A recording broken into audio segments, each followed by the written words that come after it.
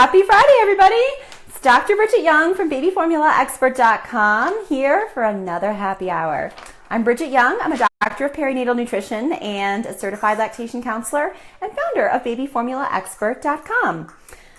I'm rednecking it up again because we're moving and I packed all my wine glasses. So not only am I drinking cheap white wine, but I'm drinking it out of a plastic cup. So we are really classing it. The boys are with me as usual. Potty training has continued to go very well, but Vaughn is peeing approximately every 8 minutes. So he will definitely be joining us at some point.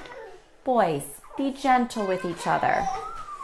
Okay, today we're going to be talking all about baby gas. And if you have a baby, you deal with gas.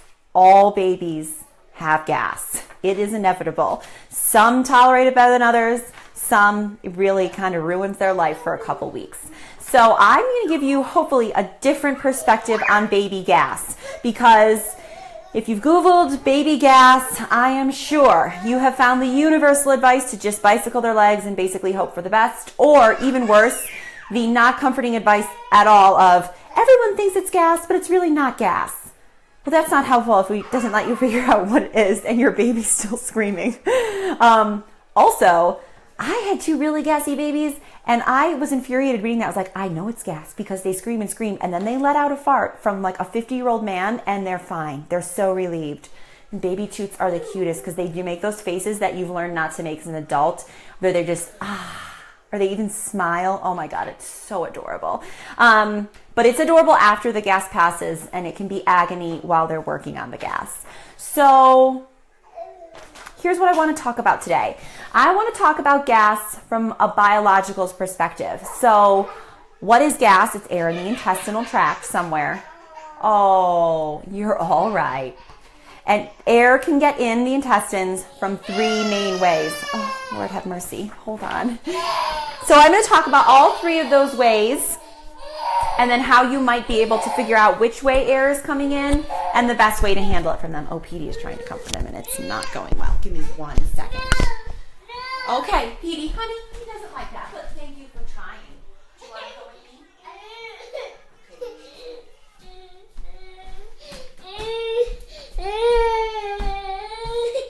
Okay, and we're back.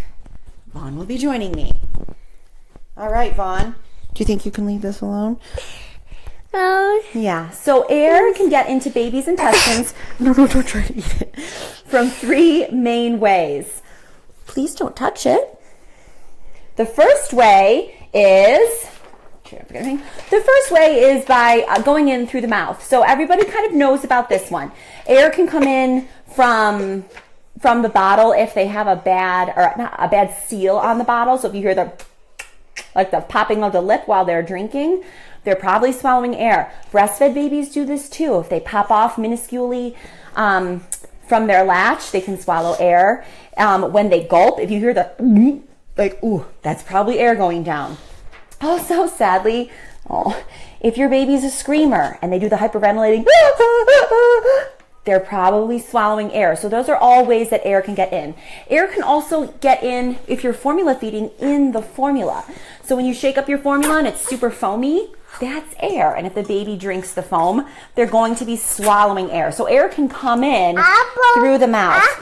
Sure, we can have an apple after I'm done. The second way and the third way, our air is actually much more commonly produced in the intestinal tract. It can be produced by 2 ways. The first way is, there's a button there, yeah.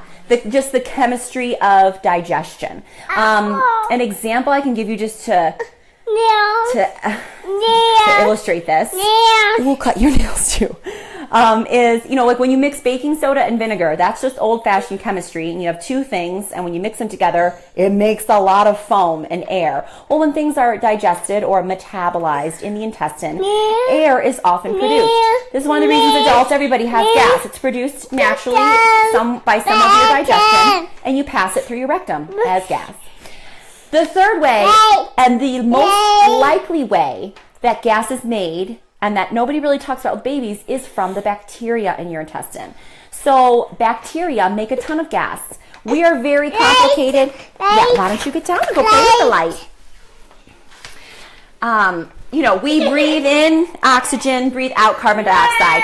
Bacteria are much more simple, but they also go through their own metabolism and they produce gas. The average, Vaughn, honey. Yeah, we'll play with the light afterwards. The average adult has about 3 pounds of bacteria in their intestine. Sweetheart. Mommy's trying to talk to these people. Oh my gosh, this is a disaster. We're going to try to move this and do our daytime chopped off. All right. Vaughn, honey, you're killing me. You're all right, baby.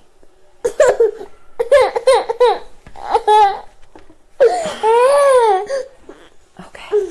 So the average adult has 3 pounds of bacteria in their intestine. Babies are born with almost 0 bacteria whatsoever in their intestine, and they start accumulating it pretty darn quickly. That's normal and healthy. They're supposed to be doing that. But I imagine their intestines as this explosion of bacterial growth, and that just means a lot of air is being produced, and it's unavoidable. That bacteria is supposed to be growing. It's healthy for them, but the byproduct is a lot of gas. And so, like I said, that part of gas production is totally unavoidable. There's ways you can try to help reduce it or move it through quickly, but you can't just wish they weren't growing bacteria because you want them to be growing that healthy bacteria. So those are the 3 ways gas gets into the intestine as a problem: through the mouth, made via digestion, or produced by the bacteria. So now I want to go, now I want to go through each one individually and try to give you some tips to decide 2 things. 1, if you can figure out which one of those 3 mechanisms is causing your baby's gas, it'll just give you peace of mind and also be able to hopefully help you provide some relief to your little baby. So the first way, if your baby is swallowing a bunch of air, this is what people talk about most, but it's probably least likely to be the problem. But I hope it is your problem because it's the easiest one to deal with. So 1, if you're feeding your baby with bottles at all, experiment with the different types of bottles. And there's a million bottles out there. But the way I suggest starting to experiment is you've got standard, more narrow nipple bottles. And then sometimes you have really wide diameter bottles that the nipple is just wider. So try both. Try both of those. I don't universally recommend one over the other. Usually babies will just prefer one over the other, and maybe they don't even seem like they prefer it, but if you notice they're able to form a nicer seal with their lips, that's going to keep them from swallowing a bunch of air. 2, if you are formula feeding and air is a problem for you, or gas is a problem for you, try making your formula ahead of time. Now you can only make formula 24 hours ahead of time, but if you mix it up at the beginning of the day, everything that you'll need for the day, and then put it in the refrigerator, that gives the formula time to settle a little bit. And by that I mean just the foam to go down, and you'll notice it'll start off foamy and then it won't be. So that just gets rid of the baby swallowing unwanted air. So that's the second tip. 3rd, if you are either way, breast or bottle, breast milk and bottle, formula, of course, take burping breaks. Everybody knows that. That's the first thing everyone tells you, so I'm not going to patronize you further by saying, are you burping your baby? Is that where your gas is coming from? Somebody told me that once and I almost hit them. But yeah, I'm burping the baby. And lastly, if you are breastfeeding and your baby is still swallowing a lot of air, play around with the position that your baby is nursing in. Try the football, try the cross cradle, try, there's a million different positions you can try. Some of them are more likely to get you to have a nice seal, so the baby's less likely to do the whole popping off thing when they're on the nipple. And lastly, for my mamas who are breastfeeding and have an overactive ejection or letdown reflex, that can cause a baby to swallow a lot of air because you get the whole waterboarding effect where they're kind of like popping off and coming back on. So if that's you, nursing's already kind of a wet, sticky disaster. Nurse with a towel next to you, and once you feel your letdown, pop the baby off for a second, they may scream, and let your milk come out for a couple, not even seconds, just a little bit into the towel, so the extreme squirting, and then put them back on. They'll probably get milk sprayed all over their face, but you're used to that. That might help them from the whole gasping kind of popping off, which can cause them to swallow a lot of air. So if gas isn't a problem for you, don't bother doing that. Just let them waterboard. honey. But if gas is a problem, go ahead and try that. Oh boy, we are tired. Okay, secondly, so the second way that gas can be caused is just via the chemistry of digestion. So this is where formula type can come in. Most people want to change formula types right away if their baby has gas. Well, I'm going to tell you this is the least likely cause of gas. It is a cause of excess gas for some babies, but not as many as people would like to think, as changing formula seems like such a quick fix. It will for some. So some babies are just, the best way I can describe this, maybe they're able to express the enzymes they need to digest protein in milk really well. Some babies aren't, and they need a little help, and so they end up making more gas while digesting a particular type of formula, and so changing can help. But there's no one type of formula where if the baby has gas, I say, oh, try this formula, and it'll definitely solve your problem. So it depends on what type of formula you're starting with, which I would recommend trying next. And again, I want to eliminate these other reasons of gas first because they're more likely. Now, how would you tell the difference between the two? Are they just swallowing a lot of air, or is it being produced in the intestine? Well, you can use gas drops to help try to figure it out. So if you give your baby gas drops right after eating, if you think they're having gas, if the gas drops provide relief, like you notice the baby seems more comfortable within, I'd say, 5 minutes of giving it to them, that means, gas drops can't just travel all the way to the rectum in 5 minutes. It means there was a lot of air in the upper intestinal tract. That means it's most likely to have come from the food they just ate. So most likely because they swallowed it. So if gas drops provide relief within 5 minutes of providing the gas drop, baby's probably swallowing too much air or getting too much in formula foam. So then you would know, and then that's great because you can play around with bottles, you can try different positions while nursing, etc. You're being such a snuggle bunny. If gas is being produced in the intestine, something that I always recommend parents try before switching formula is try putting gas drops directly in the bottle. I have a whole happy hour about gas drops, but to summarize, gas drops don't eliminate gas. They just take really big bubbles of gas and make them into lots of tiny bubbles of gas. Yeah, we'll play with it in a minute. Which hopefully help it move through the intestines without getting stuck and causing pain. So if there's gas being actively produced while the formula or breast milk is being digested, having the gas drops, which is an emulsifier, there right in the intestine ready to help kind of pop these bigger bubbles into smaller bubbles, can provide some relief. Again, it won't help the gas from being made, but it may help it just move through the system a little more quicker. So try that if you're having gas. And again, if it works giving it with the drops, it probably means that, those are my notes, honey, that the gas is being produced in the intestine. Okay, yes. I know, Fawn is throwing me under the bus. I don't normally wear earrings at home. I am wearing earrings. Lastly, the third reason that your baby could have excess gas is it's being produced by all the growing bacteria in their intestinal tract. This is by far the most common reason your baby has gas, and that's a bummer because it's just a normal part of life. The healthiest, exclusively breastfed baby makes a ton of gas, and it's mostly from bacteria. Oh gosh, I'm getting a bunch of comments. Let me just finish this thought and then I'll deal with some of these comments. Thank you for asking questions. Okay, so what can you do if you think it's from the bacteria? There's not too much. First, wait it out. And you can provide gas drops still with the bottle. And again, it may help. It's less likely to help because the gas drops have to make it all the way down to the large intestine, where most of the bacteria is to be helpful. And, it may or may not still be that active by the time it gets there. The other thing to be very mindful of is giving the baby pre and probiotics. Now, pre and probiotics are very common in certain formulas and supplements, and I actually really like them, but if you give too much too fast, you are going to cause gas. It's just inevitable. So especially what are you trying to do, honey? If you're switching to a formula that has pre or probiotics, please do it slowly. You want to be there. And if you're switching to a formula that has a lot of prebiotics, like Happy Baby, or you're giving a probiotic supplement, please don't touch it. Just be gentle. You really must do it slowly, because there is such a thing as too much of a good thing. And while the dosages are very safe, it's very safe, but if you give a lot fast, you're gonna get a lot of gas. Okay, can you give too much gas drops? Yes.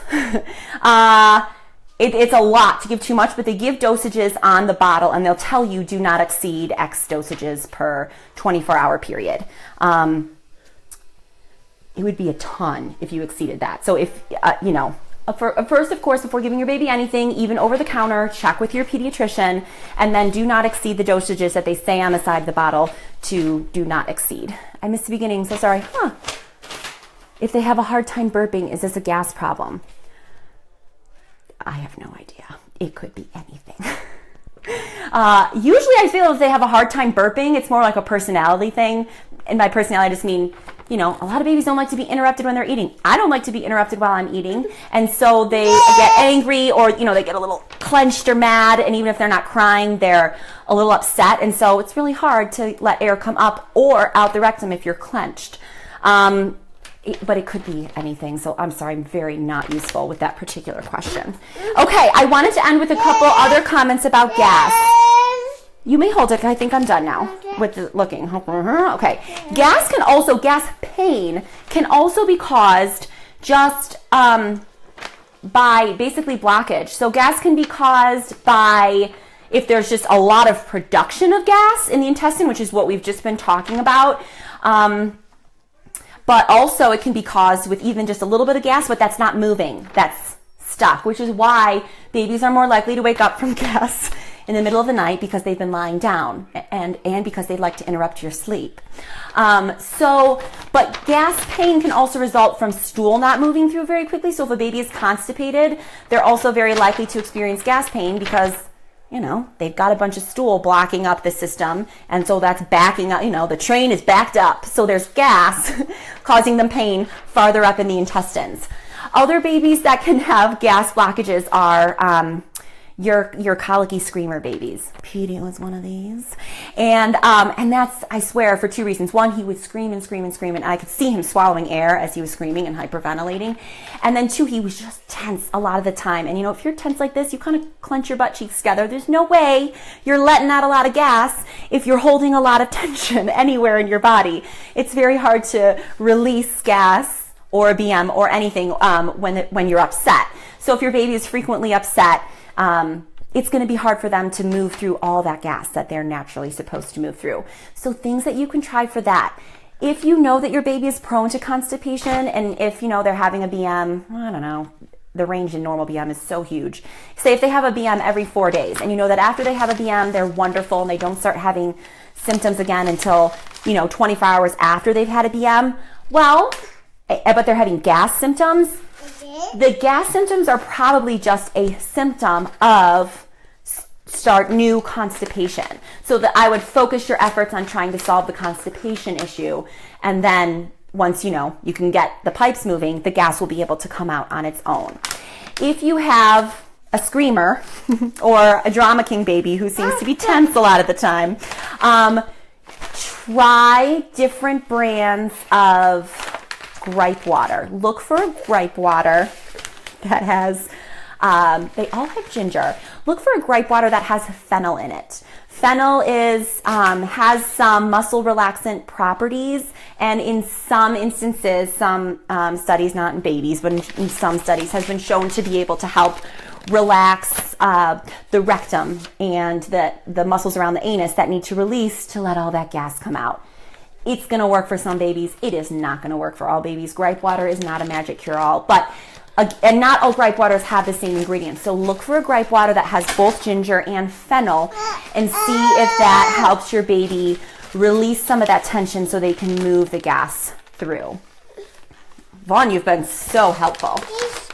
Yeah, thank you. So I just talked a lot about all the different reasons you could get gas. Hopefully I gave you some things to think about. Go ahead. Hopefully I gave you some things to think about, and hopefully one of those resonated with you and you're like, oh, that's so my baby. That must be where the gas is coming from so that you can help. Now, oh, I'm sorry, I'm missing some comments just bottle. Oh, someone said I put a couple drops of gas drops into a bottle to get rid of the foam. Perfect. That's wonderful. So if you can't let the bottle sit, I'm sorry guys, the comments are coming in so fast, I'm losing them. Their gripe water also has fennel. Do you recommend Mommy's Bliss products like the Constipation Ease? Oh, great. I do like their Constipation Ease. If your baby has constipation, you need to definitely, of course, clear it with your doctor. So they have magnesium, which is a stool softener. The type of magnesium in Mommy's Constipation Ease is a stool softener, so you can overuse it. So use it sparingly in the beginning, especially if your baby's super young, and check with your doctor. But I do really like it. It doesn't have a lot of other fillers or anything. Someone asked, someone is saying their gripe water also has fennel. I don't remember off the top of my head, so I'll take your word for it. And so, perfect. And thanks for all the other comments. And if I didn't get to yours, I'll answer it afterwards. I'm like an old woman. I can't read them fast enough as they come in while I'm playing. Okay. So to recap, I hope that helped you think about the ways gas get into your baby's intestines and also how it may be causing the pain. So they're either coming in through the front of the tube, which is the mouth, either in the bottle or via the sucking, or, oh, I love you too, Natalie. Or it's made, it definitely is. There is air made in the digestive process under healthy conditions, and there is also air made by the bacteria. So if any of those are overproducing air, hopefully I give you some tips to help address that. And I want to end by saying that flatulence is a learned skill. So your baby is not born knowing how to toot. I mean, they've never had to toot in their life before. And it's a big deal to like feel the pain, but also have to relax while you're uncomfortable to let the air come out.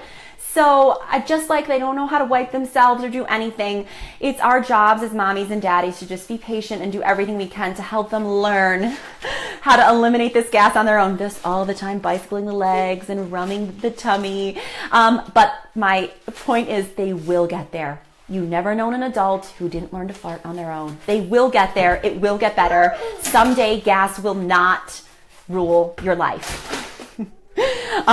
So I hope that's helpful. And I'll see you guys next week. If I can help you with your individual baby, come check out the website, babyformulaexpert.com. You can sign up for a time to talk with me, and hopefully we can get you sorted out. All right, I'll talk to you guys next week. Bye.